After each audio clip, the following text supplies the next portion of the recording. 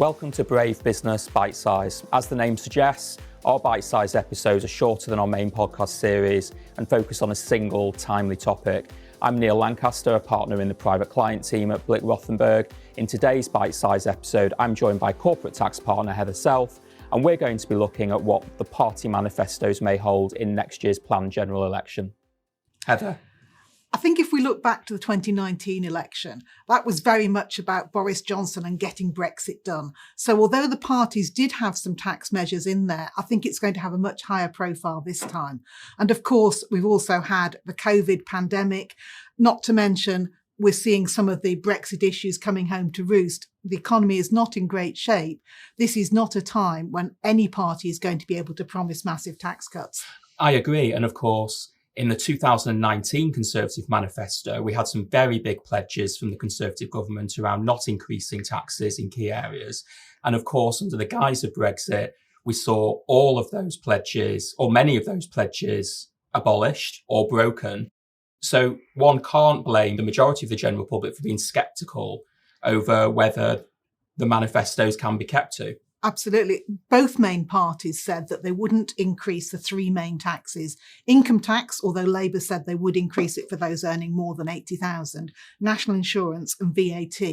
Those three taxes bring in about 65% of the total UK tax revenues. And in context, the UK raises somewhere north of 700 billion a year in taxes. So if the parties go into an election saying we're going to keep these big pieces absolutely the same, that leaves them limited room for manoeuvre, and you then get more pressure on business taxes, more stealth taxes, more things, new taxes labelled as something else. It becomes a mess. Yeah, that's a good point. So if we look at the economy as around now, what do you think should be the guiding principles that all parties should be following in coming up with their manifestos over the coming months? I'd really like to see them have a strategy for the tax system, actually come out and be bold and tell us where do they think the balance should be between spending increases, tax increases, borrowing. We saw in the Quasi-Kwarteng mini-budget last September what happens if you just gleefully say we're going to cut taxes and rely on growth to solve everything.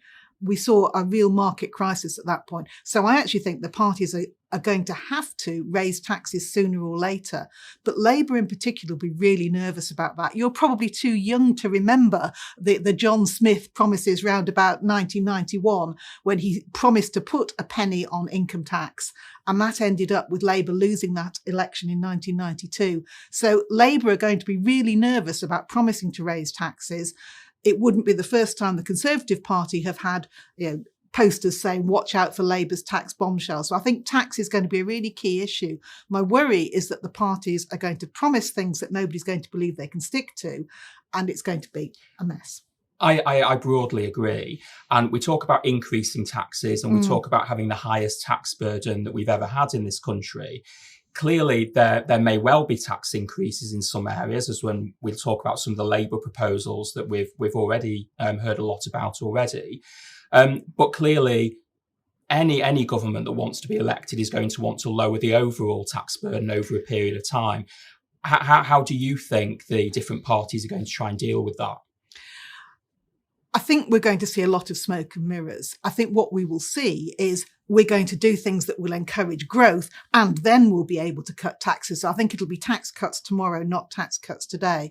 What I hope we might see is some rebalancing of the tax system, some saying that, OK, the important thing is to protect this sector of the population, so we'll perhaps improve benefit system for those on lowest incomes, or protect those who are struggling with small businesses. But to pay for that, we might have to put more taxes elsewhere. Yeah, that's a good point. And of course, it's not just about the tax system. It's about the structure of the economy as a whole and the structural tax system. We've seen a lot of structural change in the tax system over the last 15 years. And we've also seen a lot of structural change in our spending commitments. For example, the funding of the NHS, which, irrespective of what the press says, has seen massive increases in funding, inflation adjusted since 2010. So how do we continue to fund key services like that at the same time as, at a time when we do still have the highest tax burden we've ever had? Although the tax burden's high, it's not that high internationally. The UK is taking somewhere around about 35% of GDP in taxes, which is high. It's not that much higher than it used to be, and it's not that high internationally. And I just think it's unrealistic to think we can cut that significantly. On public spending, the series of strikes we've seen over the winter and the pressures on the NHS, there's no way I think any realistic government can go into an election promising to cut spending. It's not just the NHS. Schools, there was a big school building programme 10, 15 years ago, but schools are struggling now. Defence, firefighters, transport, there's a lot of demands for money. So somehow they need to try to keep the growth coming, keep the borrowing under control, to give them room to reduce taxes soon, but not just yet. Yeah. I think there's some places in the tax system where at the moment you see some quite illogical things. So, for example, people get the personal allowance up to earnings of 100,000. Yeah. Now, that is a relatively high income. I'm not saying those are the people most in need, but you then pay a 60% tax rate on the next 25,000 of income, and then it drops back down again.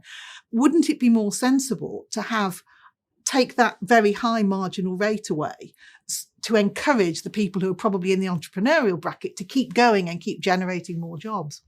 Yeah, that's a good point. And as you mentioned earlier on, any manifesto is going to have to find the right balance between raising taxes and encouraging growth within the economy, which is going to be needed in the longer term to be able to fund better public services. We've not heard too much from the Conservative Party at the moment on what their manifesto is, which is unsurprising at this point in time. But we have heard a lot from the Labour opposition, who are trying to capitalise on their lead in the polls.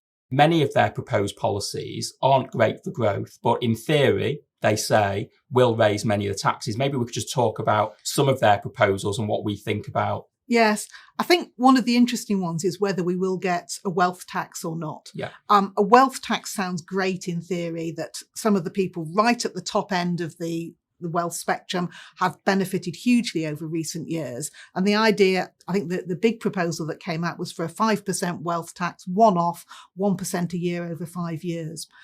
I think the snag with wealth taxes is that most other countries have abolished them. Very few countries have kept them. And it will bring enormous difficulties in calculating it. I'd almost rather have a sort of windfall profits tax, either on individuals, and we've already seen proposals on oil companies and so on, rather than entering into a new and very complicated wealth tax system. And of course, one of the biggest problems of wealth tax, aside from the practical problems of implementation, is though many people are asset rich, cash poor, and to pay the tax, you have to have liquidity. Yeah. And of course, it stymies growth when you're constantly having to generate liquidity to pay an archaic tax like a wealth tax. Yeah. I think an interesting one is inheritance tax. Yeah. Polling has shown that inheritance tax is one of the most hated taxes.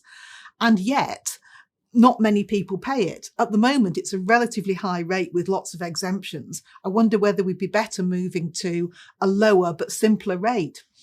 Potentially, although interestingly, we are already seeing, and it's been progressively over the last few years, increases in the tax take on inheritance tax, predominantly because we've kept rates as the exempt rate of 325,000 still for nearly 20 years. Yes. And as property prices have increased, markets have increased, people's wealth in general have increased above the level of inflation. Yeah. One area that's not had much attention is green taxes, and I think that's going to get increasingly important.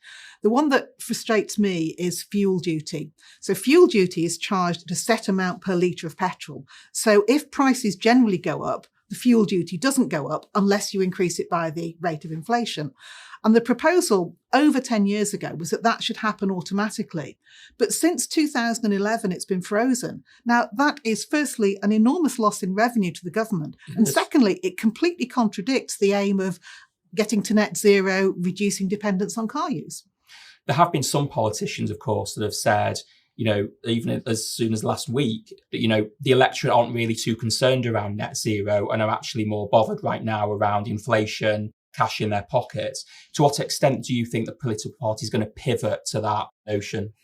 I'd be surprised if political parties are really going to be bold about their tax reforms in their manifestos. what I hope is that they refrain from handicapping themselves by putting too many constraints about what they might do. So they propose a relatively steady as she goes and then get more radical in the early years of a new parliament.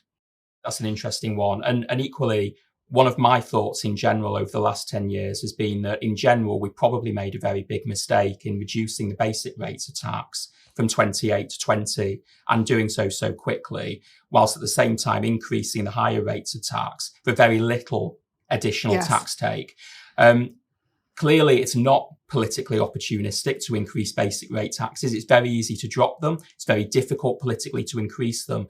But what's your sense of whether increasing basic rate taxes marginally and gradually over time makes sense to deal with some of the structural problems we've got in terms of spending commitments in the economy? I think it's actually one of the best ways to raise taxes. Putting a penny on the basic rate of income tax brings in somewhere between 5 and 6 billion. Yeah. So it's a really meaningful change.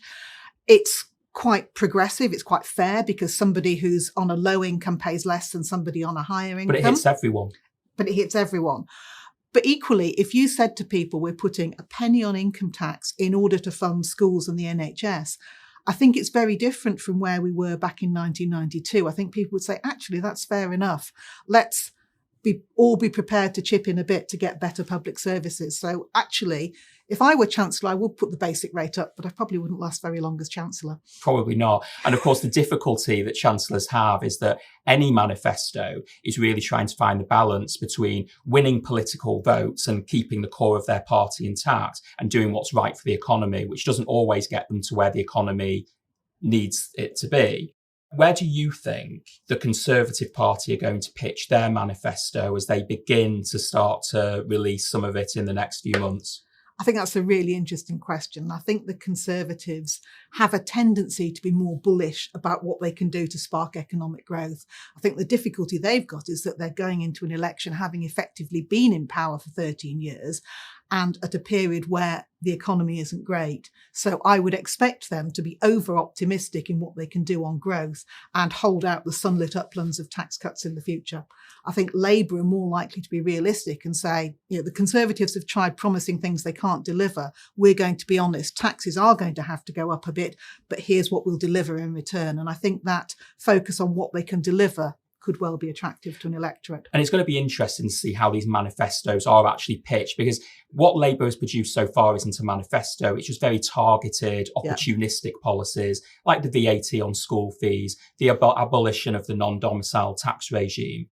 Do you think that some of these policies that Labour and the Liberal Democrats have started to discuss in the media are attractive to voters, or are they really just opportunistically being placed there now to put wind in their sails as they're ahead in the polls? I think they're opportunistic. They're suggesting policies which most people go, that's fine. Most people don't care about the non-dom status. It affects a relatively small group of people. And it's interesting that Labour clearly had the opportunity to abolish it back in 1997, but held back because they thought it would damage the economy at that time. Who knows what they'll decide this time? I think we should come back, have another podcast in 6 or 12 months when we've got the real manifestos, see how many of our predictions are right. Agree. Thanks, Heather, for today's really interesting discussion. And thanks to everyone for listening to today's episode of Brave Business Bitesize.